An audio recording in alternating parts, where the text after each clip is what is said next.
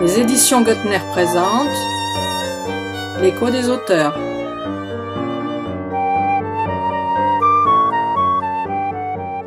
Bonjour et bienvenue à l'écoute de l'émission qui donne la parole aux auteurs des éditions Goettner. Aujourd'hui, j'ai le plaisir d'assister à l'échange entre Mira Prince, sa directrice, et Micheline Gallet. Micheline Gallet est directeur de recherche au CNRS, professeur au Maroc de 1957 à 1960. Elle entre en contact avec la tradition vivante des conteurs. Elle acquiert une formation en ethnologie et dialectologie arabe à Paris entre 1960 et 1962. Elle enseigne à la faculté d'Alger de 1962 à 1966.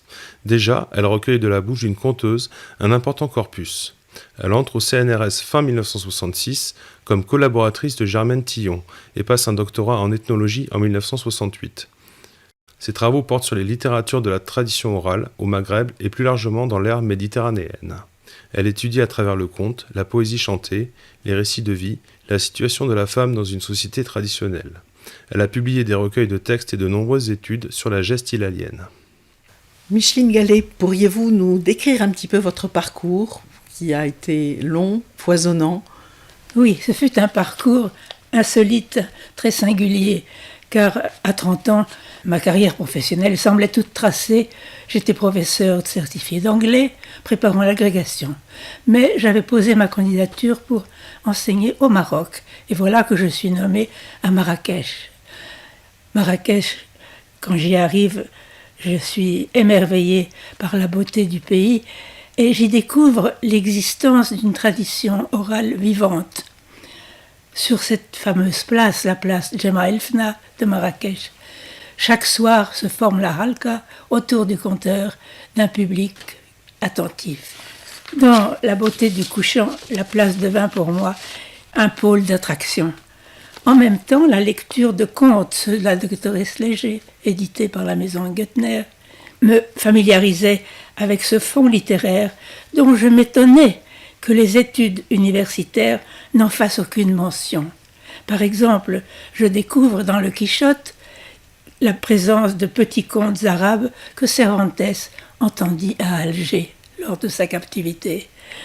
Je découvre dans une merveilleuse tragédie de Shakespeare des sources de contes, un sujet de conte et des ressorts psychologiques empruntés aux contes. Le roi Léar. Donc, peu à peu, les diverses manifestations de la culture vécue qu'il m'était donné d'observer appelèrent mon attention de façon plus pressante. Mais on comprendra qu'il me fallut un long temps de réflexion pour renoncer à un métier que j'aimais et pour entreprendre une autre formation lente, difficile à acquérir. Finalement, les motivations furent assez fortes pour que je m'engage dans cette orientation nouvelle. À la fin de 1960, je demandai un congé pour études. Je redevins étudiante à Paris pour 2 années. Je m'inscrivis à l'école des langues orientales au cours de Philippe Marcet, Gérard Lecomte, mais surtout, je fréquentais régulièrement les séminaires de Germaine Tillon, Maxime Rodinson, David Cohen. Et je sais gré à ces 3 personnalités scientifiques de m'avoir soutenu et guidé dans mon travail. Au terme du congé pour études, je repris un poste d'enseignement.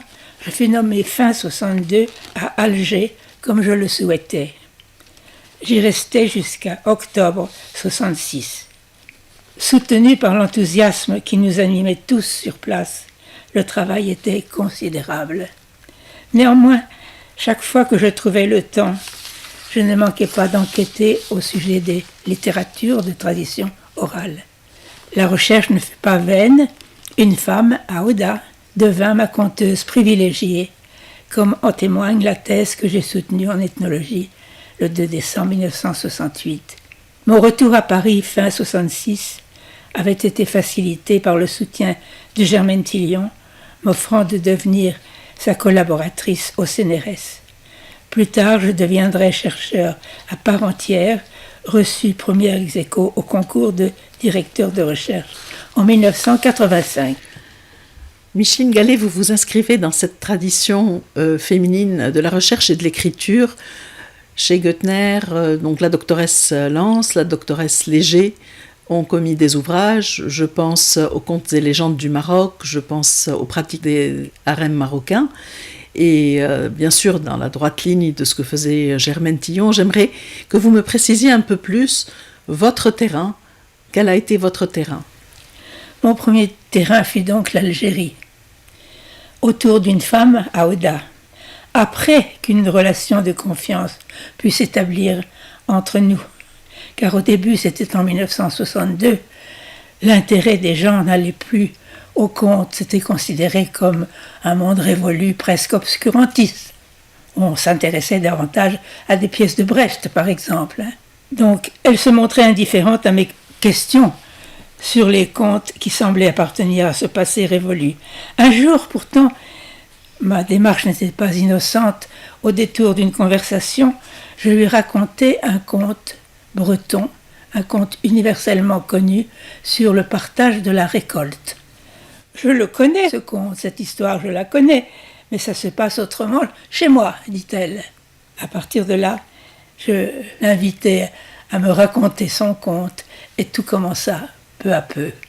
L'intérêt qu'elle mit à sauvegarder le patrimoine, elle en était consciente et fière.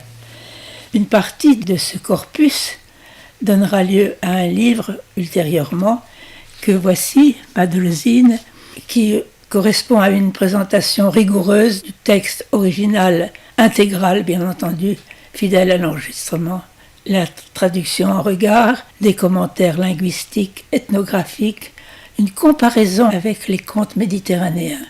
Vraiment tous les éléments qui peuvent enrichir les contes présentés là. C'était donc ma première publication de contes d'Aouda. On peut dire que nous avons commencé justement notre collaboration, Micheline, autour des contes de Aouda, puisque vous aviez aussi collationné ces contes et on avait même mis un premier support audio autour du figuier magique. Vous aviez intitulé votre ouvrage chez Goettner, le premier, Le figuier magique. Est-ce que vous avez eu d'autres terrains ou Oui, bien sûr, bien sûr. Mais j'allais dire, ce qui m'a occupé à ce moment-là, c'est la comparaison avec les contes méditerranéens dans leur ensemble.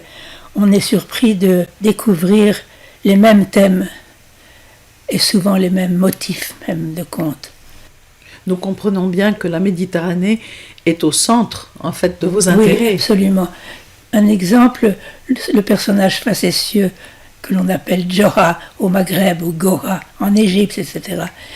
Nasreddin Hoxha, c'est toujours le même. Il a fait le tour de la Méditerranée, il est connu partout. Un autre exemple encore plus saisissant, c'est un conte de l'Égypte antique dont parle Hérodote, Ramsinite, le conte de l'adroit voleur. Eh bien, ce conte a survécu et j'en ai recueilli une version de la tradition orale vivante à Alger. C'est étonnant, cette continuité culturelle. Donc, il était tout à fait fécond de comparer le corpus algérien, maghrébin, au corpus méditerranéen. Pour cela, je me suis initiée aux méthodes d'analyse de l'école finlandaise, puis de l'école américaine, et je suis allée passer un trimestre à Berkeley auprès de spécialistes du conte. J'y ai rencontré aussi le spécialiste du conte arabe, un Égyptien, Hassan El-Shami, avec lequel j'ai eu l'occasion et le plaisir de travailler. Bien sûr, à Paris, des travaux collectifs étaient menés au sein de l'équipe dirigée par Germaine Tillon sur le conte. Et c'était vraiment la joie quand nous avions la présence de David Cohen. Il avait le don de suggérer un sujet de recherche en amenant son auditoire à découvrir comme par lui-même. Moi, combien de fois me suis-je dit, mais c'est exactement ce que j'ai envie de faire. Et c'est lui qui en avait parlé comme ça, discrètement. Avec lui, nous avons étudié les stratégies de communication à l'intérieur du conte, un sujet tout à fait passionnant. Enfin, ayant suivi en 1968 ces cours de dialectologie consacrés à la langue maltaise, qui est une synthèse tout à fait originale entre langue sémitique venue de l'arabe tunisien et apport venu des langues romanes, n'est-ce pas ? Donc, j'ai suivi ces cours de maltais et à la fin, j'ai été dotée d'une mission à Malte qui est devenue pour moi un très riche terrain. Bientôt, David Cohen et son collègue maltais, José Aquilina, conçurent le projet de tenir un congrès interdisciplinaire en 1972 au cœur même de la Méditerranée, à Malte, pour mieux comprendre l'histoire et les effets des contacts entre cultures méditerranéennes. Le professeur Fernand Braudel présida ce congrès et créa une association qu'il me chargea dans l'enthousiasme de faire vivre comme secrétaire général. 3 congrès, 5 colloques, je l'ai dit déjà, furent tenus. Leurs actes, des milliers de pages en fait, sont le fruit d'une collaboration exceptionnelle. La SNED d'Alger fut notre éditeur et l'impression se fit à Malte. Donc l'oralité face à la textualité, c'est un grand débat. Les formes de l'oralité, les formes de la dialectologie, vous êtes intéressé à la geste hilalienne, aux épopées, aux proverbes, aux contes. Parlez-nous justement de cette oralité. Oui, j'ai étudié l'oralité dans 3 formes principales. Le conte, le récit de vie, j'en parlerai, et l'improvisation poétique. Ces 2 derniers sujets étant observés à Malte. Donc, le conte d'abord, le conte était le média dans les sociétés traditionnelles. Il avait de multiples fonctions didactiques, esthétiques, ludiques, etc. Moi, j'ai été frappée de voir que le conte maghrébin et méditerranéen abordait des problèmes très réels de l'existence humaine. Il aborde le problème du passage à l'âge adulte, comment devenir un adulte, et puis le problème de se marier, comment se marier. Bien entendu, très souvent l'endogamie est recommandée, mais pas toujours. Il nous montre que le choix du conjoint passe par une intelligence commune et surtout verbale, un jeu d'énigmes, etc. Ces problèmes de l'existence humaine sont donc traités, y compris des sujets assez scabreux, par exemple. On pose le problème de l'inceste, jusqu'où peut-on se marier? Et il y a des exemples assez drôles, assez comiques, car le veuf qui veut épouser sa fille pose la question, l'arbre que j'ai planté, que j'ai soigné, n'ai-je pas le droit de le cueillir? Ou le fruit que j'ai soigné, n'ai-je pas le droit de le manger, etc. Il s'agit vraiment des problèmes de la vie quotidienne. Mais parfois, cela impose le recours à un langage métaphorique. Et on a l'exemple dans le corpus de Aouda, où il y a un personnage qui est le maître de ce langage métaphorique.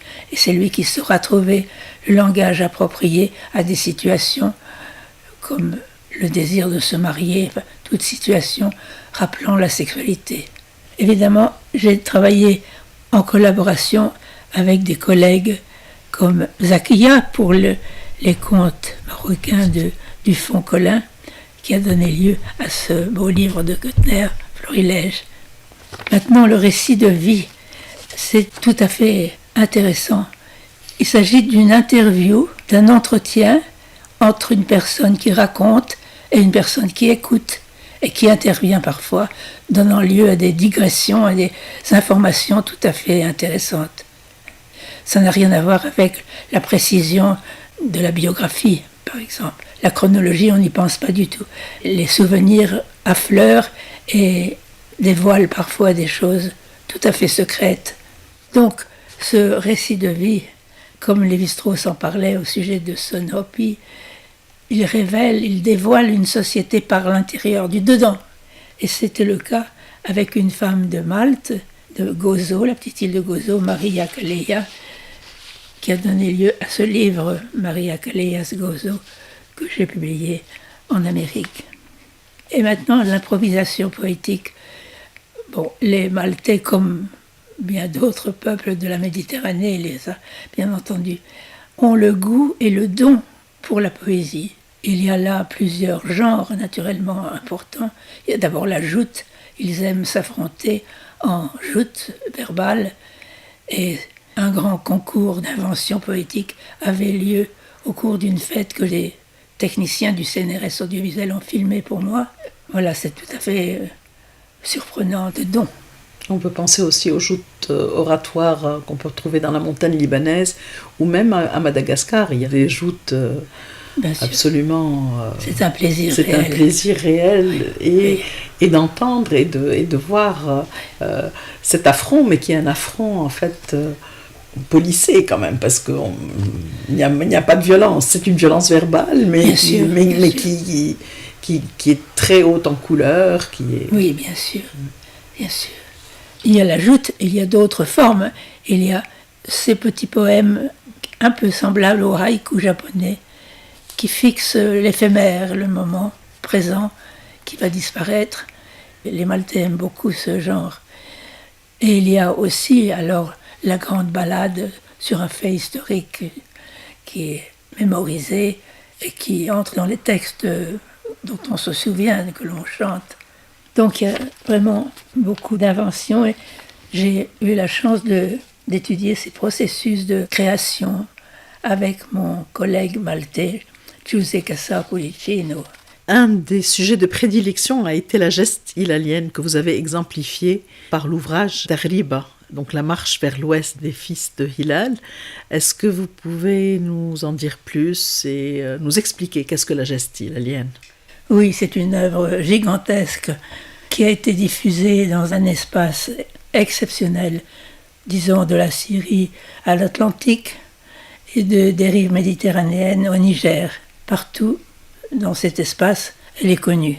Elle a été transmise de deux façons différentes, comme j'y faisais allusion tout à l'heure, c'est-à-dire strictement oralement et poétiquement, musicalement, accompagnée du rbab et d'autres instruments de musique quelquefois.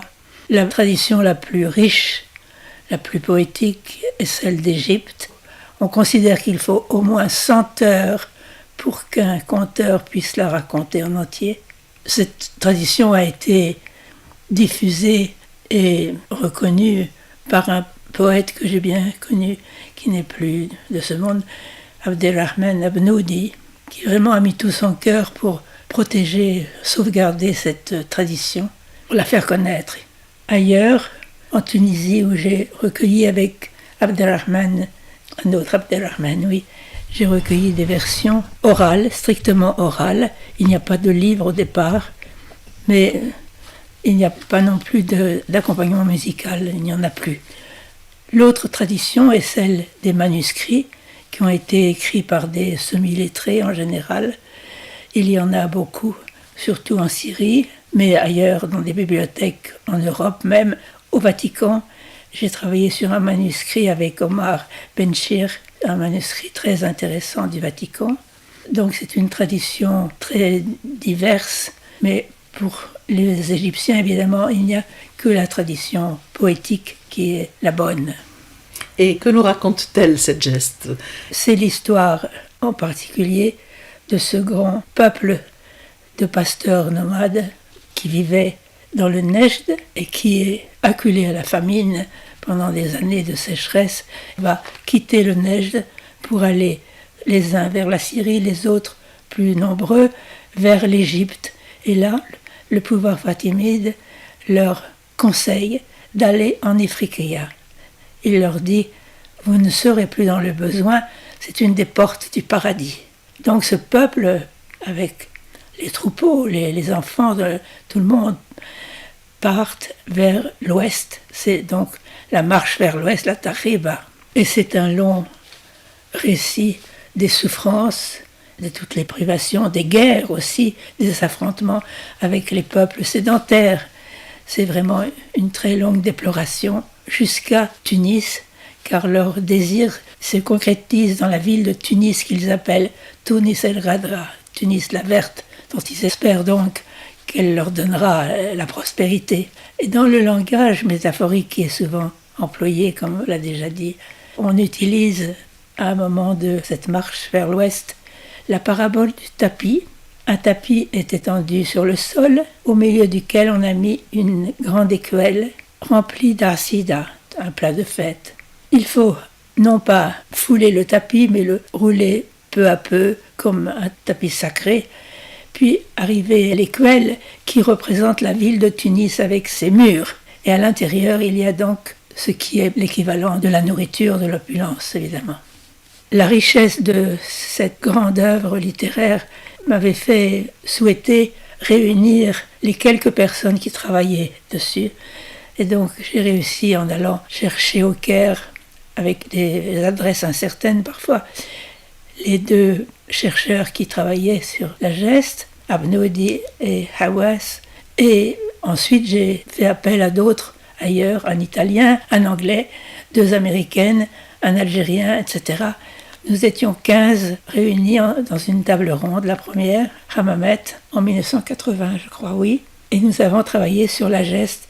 C'était pour les uns et les autres une véritable passion. Est-ce qu'on peut qualifier cette geste de patrimoine immatériel d'une certaine façon ? Absolument, et d'ailleurs, l'UNESCO l'a reconnu comme bien immatériel du monde, enfin, absolument. Mais il y a beaucoup plus à dire là-dessus. Par exemple, pendant la guerre d'Algérie, les combattants dans le maquis récitaient des passages entiers pour stimuler leur courage. Et Kateb Yassine fait de ces Hilaliens l'inverse de cette image des sauterelles qui auraient dévasté le Maghreb, une image employée par Ibn Khaldoun pour parler de l'arrivée des Hilaliens au Maghreb. Oui, c'était les tribus arabes contre les tribus berbères, d'une certaine façon. Absolument, mais ça n'a pas été le cyclone dévastateur dont certains historiens ont parlé. En tout cas, Kateb Yassine fait d'eux, au contraire, des rebelles fondateurs d'une nation. C'est tout à fait autre chose, dans Nejba. Je veux dire, l'intérêt que les chercheurs ont porté à la tradition hilalienne s'accompagne d'un attachement profond à la beauté de l'expérience humaine transmise par ces textes. C'est du moins le sentiment qui m'a habité durant toutes ces années. Et en particulier, la femme Jazia qui est mise en évidence dans toute cette sira. Elle est belle, intelligente, elle siège au Conseil des Anciens et donne un avis qui est l'avis ultime en général. Et elle définit la grandeur de l'homme d'une façon saisissante dans une version tunisienne. Elle place l'homme devant la mort. C'est elle qui doit diriger le cœur des pleureuses quand un Hilalien meurt. Or, voilà qu'un jour, elle ne réagit pas du tout. Et le Conseil des Anciens s'en émeut et la convoque. Pourquoi n'a-t-elle pas conduit le cœur des pleureuses comme d'habitude ? Et elle dit pourquoi. Elle dit qui ? Quel homme mérite d'être pleuré ? Il y a 3 vertus nécessaires. Le courage pour amener la paix, la générosité, l'hospitalité, vous donner une gorgée d'eau à l'assoiffé est un effort sur soi-même, dit-elle. Et enfin, l'éloquence, savoir parler. Ce sont les 3 vertus nécessaires, selon elle. En parlant de Jazia, une autre femme Oui. a hanté votre écriture et votre intérêt, c'est la Sibylle. Oui, c'était 2 personnalités féminines exceptionnelles.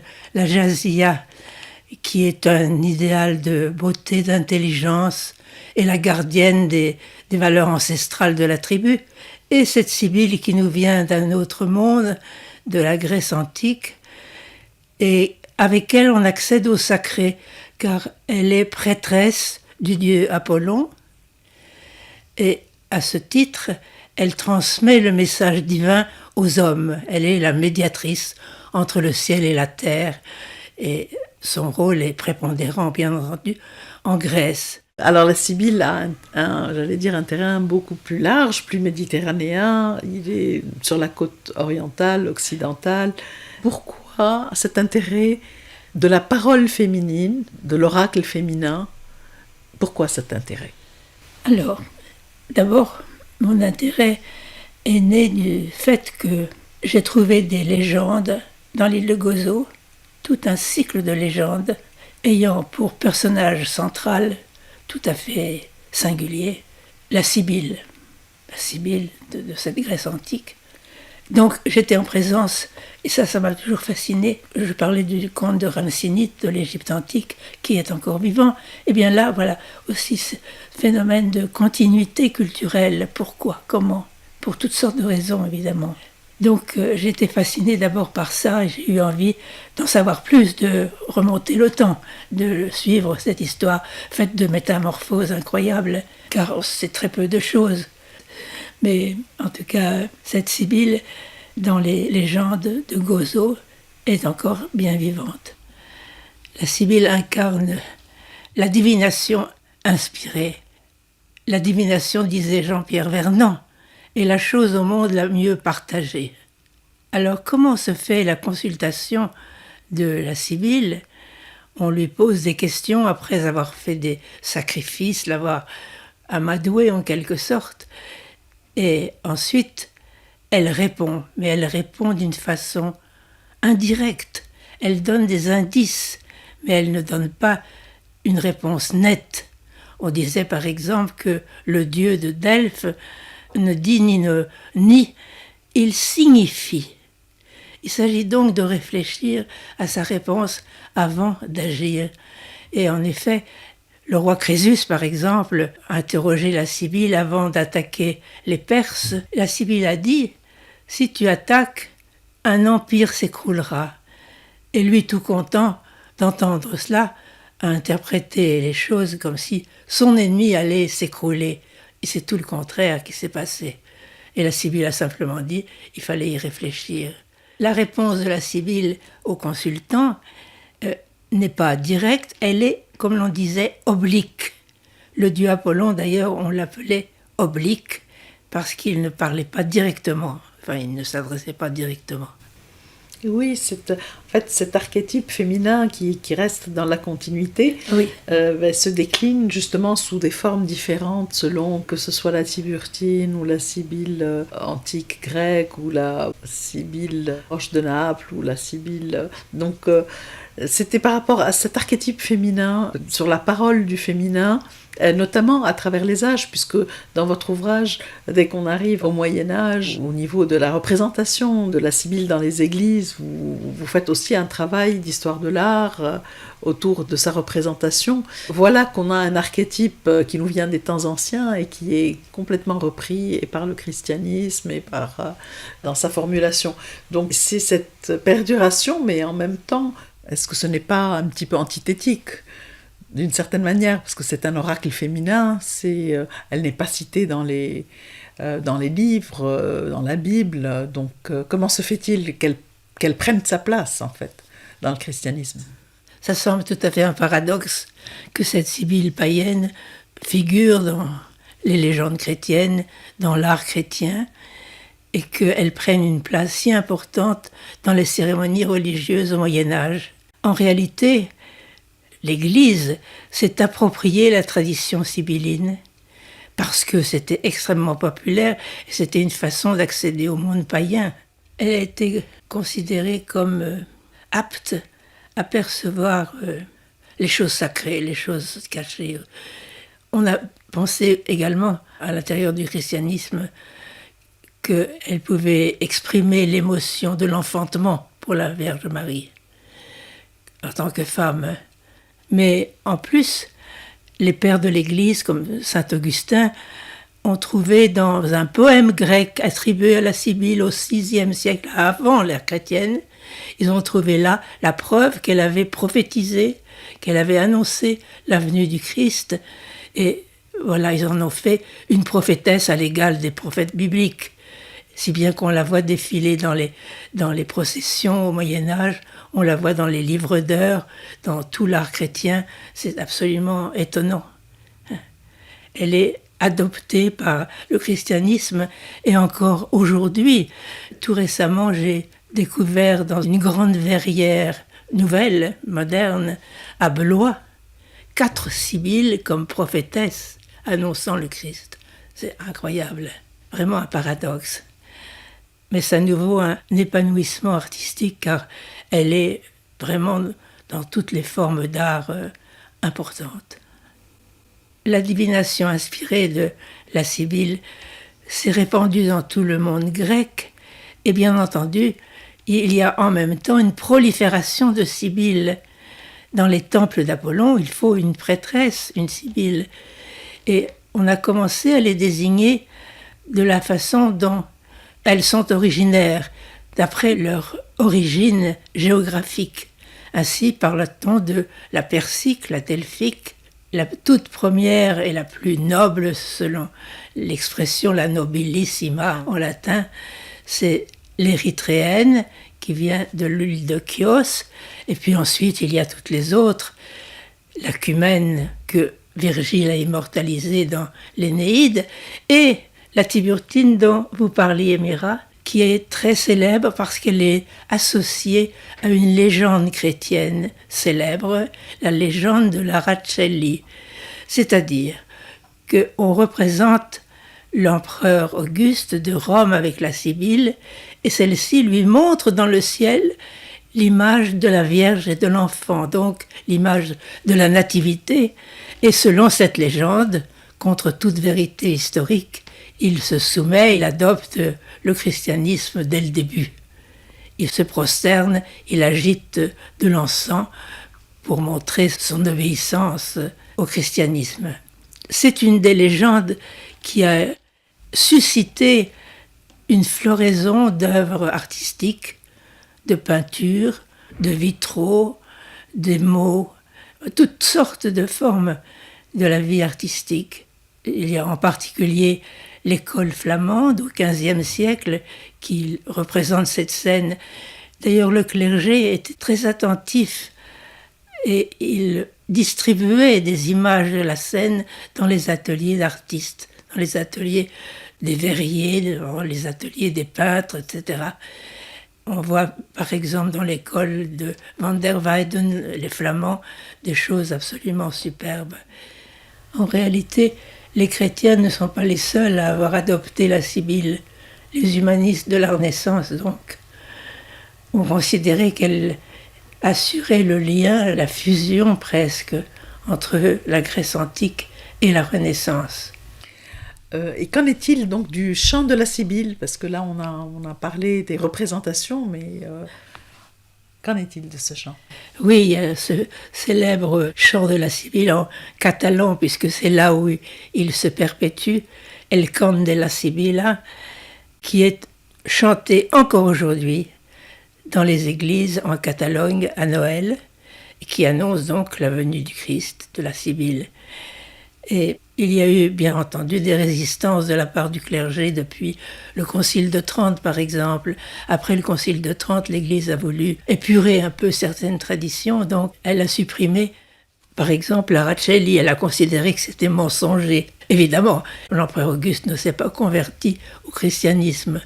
Donc, on a changé certaines choses. On a supprimé la légende de l'Aracelli après le Concile de Trente. Il n'empêche que l'attachement populaire en Catalogne, par exemple, surtout en Catalogne, a fait qu'on a gardé ce chant de la Sibylle qui est devenu propriété universelle de l'UNESCO. C'est pareil, fait partie de l'héritage. Jordi Savall, par exemple, a reconstitué toutes les traditions musicales de Catalogne, de Castille, de Provence, traditions latines, etc. Et on peut entendre ce chant de la Sibylle chanté par Montserrat Figueras, qui avait une voix vraiment très émouvante, très profonde. Quel serait votre vœu concernant la Sibylle, Micheline?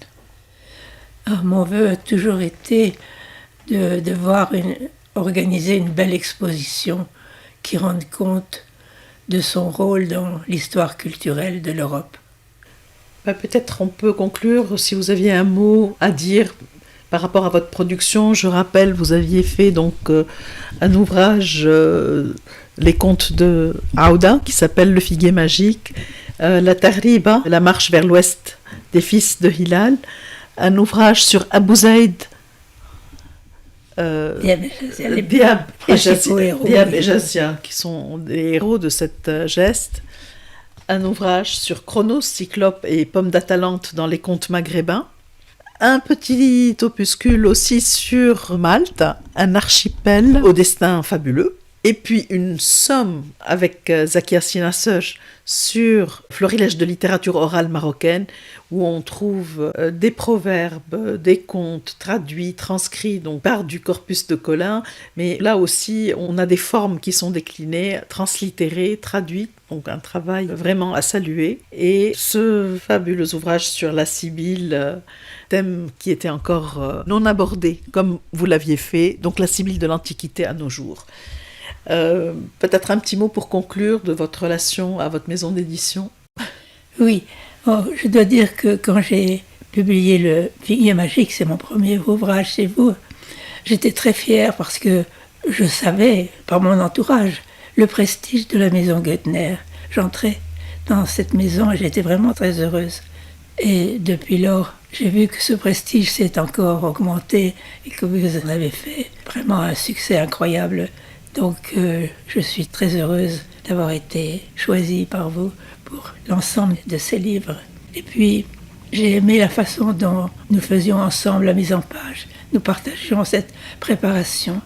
Et jamais vous ne m'avez demandé de corriger quelque chose, de changer quelque chose, ce que font beaucoup d'éditeurs. Et donc j'ai beaucoup apprécié tout cela.